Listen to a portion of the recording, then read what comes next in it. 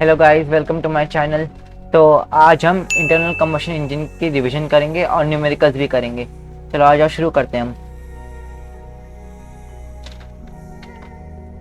Internal combustion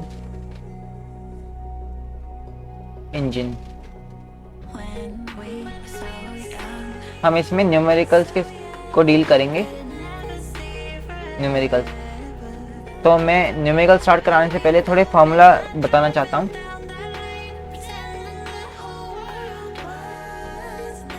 तो पहला formula मैं लिखता हूँ इंडिकेटेड पावर का।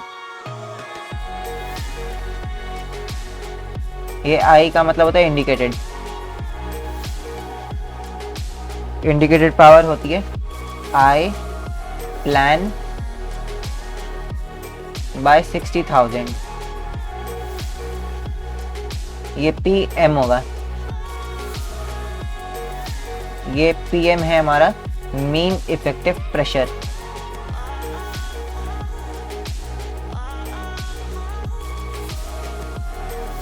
जो कि हमारा पास्कल में लग रहा है। हमें बार में दे रखा होगा, जिसको हम 1 bar is equals to 10⁵ pascal use करके पास्कल में कन्वर्ट कर सकते हैं। फिर हमारा ये आई आता है। ये आई होता है कि नंबर ऑफ सिलेंडर्स कितने हैं, नंबर ऑफ सिलेंडर्स। ये हमारा स्मॉल एन है नंबर ऑफ वर्किंग साइकिल्स।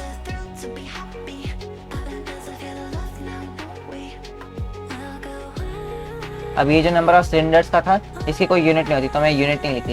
ये नंबर ऑफ वर्किंग साइकिल्स है, इसकी यूनिट होगी आरपीएम में।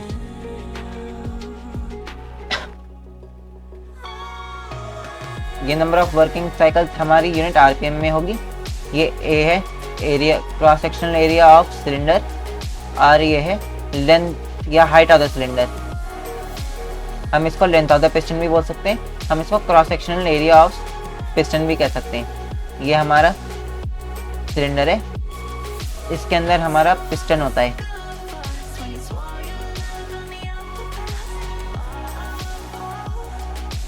तो ये हमारी क्रॉस सेक्शनल एरिया हो गई, ये हमारा एरिया हो गया, और ये हमारे सिलेंडर की लेंथ हो गई, ये हाइट बोल सकते हैं। तो ये इनके वैल्यूज हो जाएंगी। अब मैं इसका टॉप व्यू देखूंगा। तो जो ये डिस्टेंस होगा, ये वाला डिस्टेंस यहाँ से यहाँ तक का, ये हमारा कहलाया जाएगा डी डायमीटर, और ये हमारा एल है लेंथ। इस लेंथ को कहते हैं लेंथ ऑफ स्ट्रोक, और इस डी को कहते हैं डायमीटर ऑफ द पिस्टन, या बोर कहते हैं, length of the bore length. ये बोर लेंथ हो गई। हमारी इंडिकेटेड पावर है, इसको मैं बॉक्स में बना देता हूं।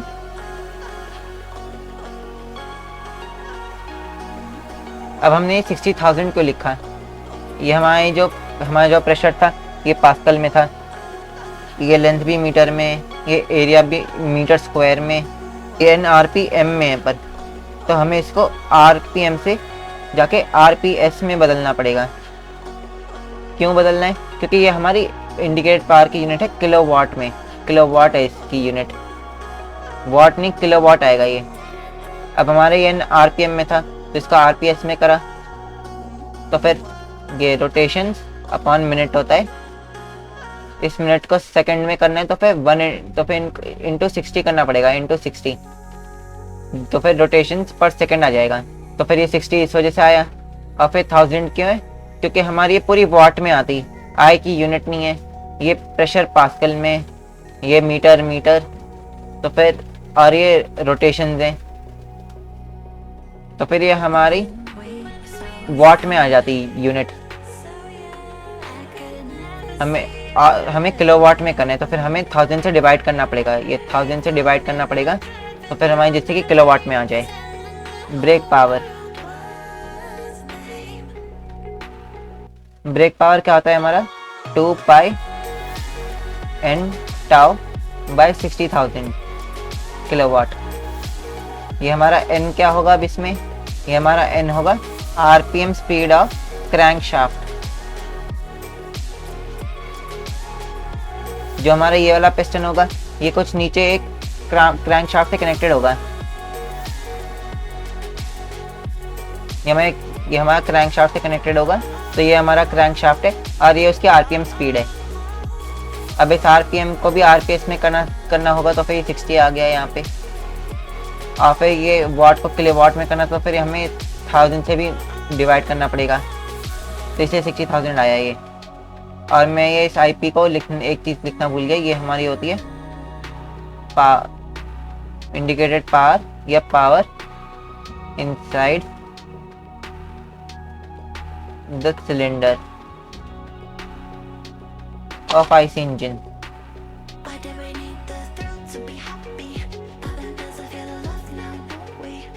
ये power inside the cylinder of IC engine होती है, और ये होती है ब्रेक पावर। ये हमारा ये टाउ जैसे दिखने वाला सिंबल क्या है, ये हमारी है टॉर्क, ये टॉर्क है, ये हमारी टॉर्क है जिसकी यूनिट होती है न्यूटन मीटर, क्योंकि टॉर्क होता है आर क्रॉस एफ, तो ये यूनिट होगी न्यूटन मीटर।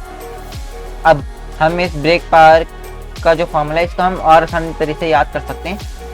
हम इस पूरे न्यूमरेटर को लिख सकते हैं omega I D omega by D T.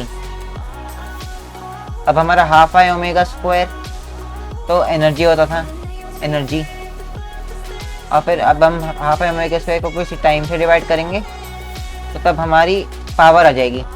Energy upon time हमारा पावर होता है, हम इसको ऐसे याद कर सकते हैं। अभी ओमेगा कैसे आया, ओमेगा होता है अमाउंट ऑफ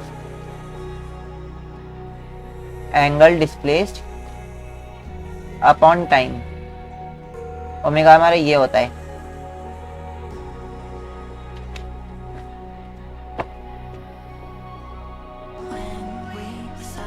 अब हम ओमेगा क्या लिखते थे, 2 पाई बाई टी लिखते थे।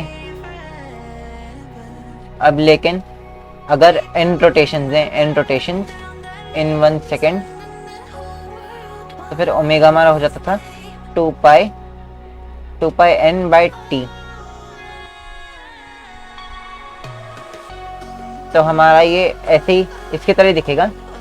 ये जो 2 पाई कैपिटल n है, n में तो हमारा आरपीएम आ गया, आरपीएम, तो फिर इसमें रोटेशंस पर टाइम वाली यूनिट हो गई, और फिर 2 पाई हम मल्टीप्लाई कर देंगे, क्योंकि जो हमारा सर्कल होता है उसकी जब हम पूरी रोटेशन की बात करते हैं तो फिर वो 2 पाई रेडियन एंगल क्रिएट करती है, 2 पाई रेडियन एंगल क्रिएट होगा इससे। तो फिर अगर हम ऐसी n रोटेशंस करते जाएं तो हमारी ऐसे आ जाता है फॉर्मूला ओमेगा का 2 pi n by capital T. ये कैपिटल टी है time period to do 1 rotation. जो हमारा टॉर्क होता था वो होता था I alpha, torque I alpha होता था, और फिर ये हमारा ओमेगा वाला टर्म आ गया, तो फिर ये हमारी इनऑल पावर वाली यूनिट आ गई। अगर ये वाला याद हो जाए तो फिर तब तो बहुत अच्छी बात है, वरना हम इसको ऐसे याद कर सकते हैं।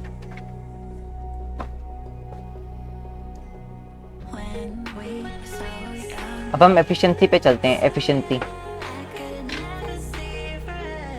पे चलते हैं हम। अब हम बात करेंगे ब्रेक थर्मल एफिशिएंसी की। तो ये होता है brake power into 3600 divided by mass of fuel into calorific value of fuel into 100। जो हमारा ईटा होता है वो एज अ परसेंटेज में हम लिखते हैं, और ये हमारी ब्रेक पावर थी जिसका हमने फॉर्मूला पहले देखा, इसका था 2 पाई n टाउ बाय 60,000। ये हमारा है, ये एमएफ हमारा है अमाउंट ऑफ फ्यूल कंज्यूम्ड, इसकी यूनिट होगी हमारी KG per hour, kilograms per hour. और ये कैलोरीफिक वैल्यू ऑफ फ्यूल है, इसकी यूनिट होगी, इसकी हमारी यूनिट होगी किलो जूल पर केजी। तो हमारी इसकी मिल जुला कर डिनोमिनेटर में यूनिट बन गई kilo joule per R, kilo joule per R. ये भी हमारी एक पावर की यूनिट है। एनर्जी अपॉन टाइम, ये भी हमारी एक पावर की यूनिट है। अब ये न्यूमरेटर में हमारा ब्रेक पावर है। ब्रेक पावर की हमारी यूनिट थी किलोवाट, किलो जूल पर सेकेंड। अब हम इस सेकेंड को आर में चेंज करेंगे तो 3600 हमने मल्टीप्लाई कर दिया। मैं लिख देता हूँ 1/1 second is equals to 1/1/3600 hours, क्योंकि 1 आवर हमारा होता है 3600 सेकेंड में। अगर हम यहाँ पे और यहाँ पे 3600 मल्टीप्लाई करेंगे इधर इधर, तो हमारा ये आ जाएगा 1 आवर इज 3600 सेकेंड। तो फिर हमने यहाँ पे 1 सेकेंड लिखा है। अब हम इसको आर चेंज करेंगे तो 1/3600 से डिवाइड कर देंगे इस 1 सेकेंड को, तो हमारा आ जाएगा 3600/1 आर। तो हमने वही लिखा। अब ये भी किलो जूल पर सेकेंड से किलो जूल पर आर में हो जाएगा। तो हमारी ये किलो जूल पर आर वाली यूनिट्स कट जाएंगी और फिर इंटू 100 दे देगी हमें परसेंटेज, जो कि एफिशिएंसी की यूनिट होती है परसेंटेज। अब इसके जैसे ही बिल्कुल हमारी इंडिकेटेड थर्मल एफिशिएंसी होती है हमारी। तो इसका फॉर्मूला होगा indicated power into 3600 divided bye amount of fuel consumed in an our into calorific value of fuel into 100। तो इससे हमारा इंडिकेटेड थर्मल एफिशिएंसी आ गया, इंडिकेटेड थर्मल एफिशिएंसी।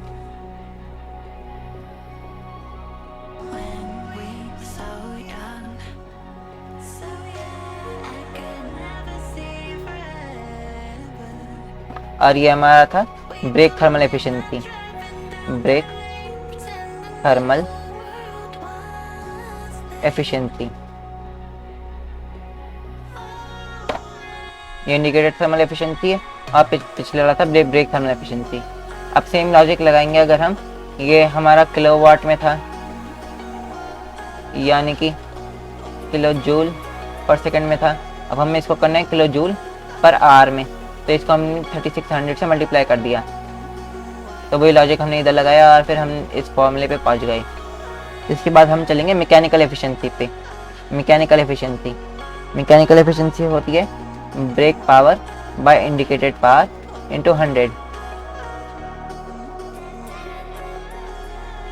ये होती है हमारी मैकेनिकल एफिशिएंसी। ये ब्रेक पावर की यूनिट किलोवाट थी, इसकी भी यूनिट किलोवाट थी। ये दोनों कैंसिल हो गए और फिर हमने 100 से मल्टीप्लाई कर दिया, तो इसकी भी परसेंटेज में आ जाएगी, ये भी परसेंटेज में आ जाएगा। स्पीड ऑफ पिस्टन, जो हमारा पिस्टन है, इस सिलेंडर में जो हमारा पिस्टन है, तो वो कितनी स्पीड से मूव कर रहा है, हम अब उसको डिटरमिन करेंगे।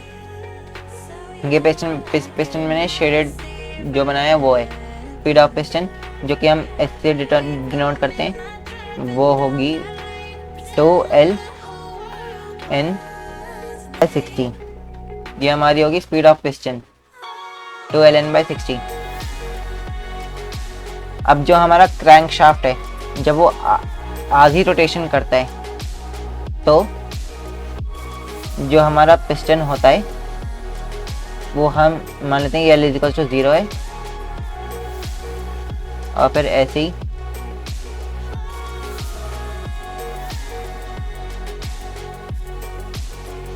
हम ये सेम पिस्टन को लेंगे और इसको कह देंगे L = L, यानी कि ये डिस्टेंस हमारा L है, L। तो जो हमारा पिस्टन था वो L = 0 से L = L पे जा रहा है इन हाफ रोटेशन।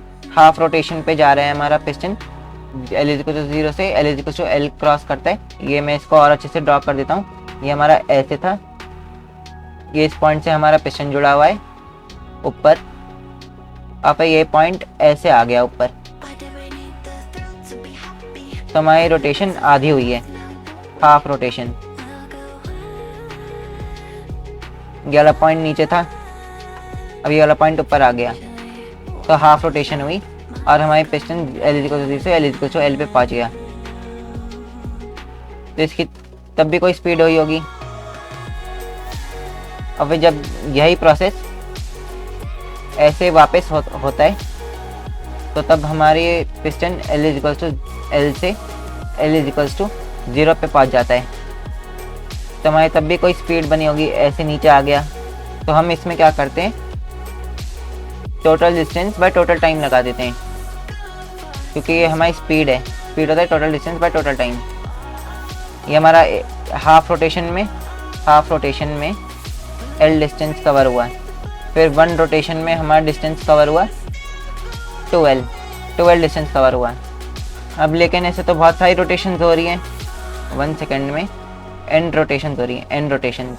तो हमारा 1 सेकेंड में 2L into and distance cover हो गया होगा, 2L into and distance. Actually 1 minute लिखना चाहिए, 1 मिनट होगा ये 1 मिनट में, क्योंकि ये कैपिटल N की यूनिट RPM होती है। तो हमारी सिंप्लिसिटी के लिए हमने ये N को RPM के लिए लिया, फिर हम इसको RPS में कन्वर्ट कर देंगे 60 डिवाइड करके। ठीक है, तो फिर 1 मिनट में हमारे 12 इंटू एंड डिस्टेंस कवर हो गया। ये हमारा 60 सेकेंड्स हो गया। 60 सेकेंड्स में हमारा 12 इंटू एंड डिस्टेंस कवर होगा।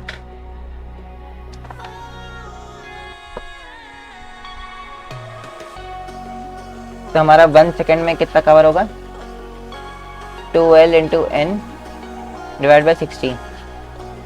1 मिनट में क्या था, 2L इंटू एन, बट ये हमारा किसकी इक्वल होता है, 60 सेकेंड्स के। तो 1 सेकेंड का क्या हुआ, 2L इंटू एन बाई 60। तो ये ऐसे आ जाएगा हमारा। तो हमारी स्पीड हुई 2Ln बाई 60। ये हमारा टोटल डिस्टेंस हुआ और ये हमारा टाइम हो गया। इन 1 second this much distance is covered. तो यही हमारी स्पीड हो जाएगी, ये डिस्टेंस हो गया और डिवाइड बाय 1 सेकेंड। अब जो हमारा ब्रेक स्पेसिफिक फ्यूल कंजम्पशन, एक और चीज होती है, ब्रेक स्पेसिफिक फ्यूल कंजम्पशन।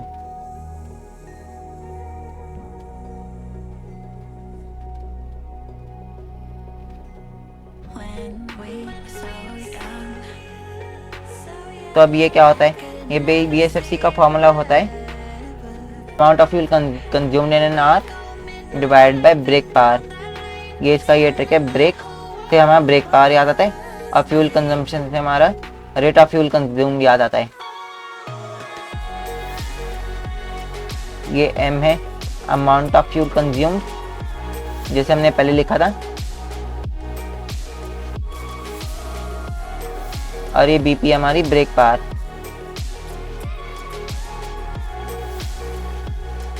एक किलोवाट में, और ये हमारा अमाउंट ऑफ फ्यूल कंज्यूम्ड है kg पर आवर में। तो हमारा BSFC की यूनिट हो गई kg पर किलोवाट आवर। ये हो गया हमारी BSFC की यूनिट kg पर किलोवाट आवर। ये हमारा kg पर आवर में था, ये हमारा किलोवाट में था, तो हमारा kg पर किलोवाट आवर हो गया। Brake specific fuel consumption, specific gravity.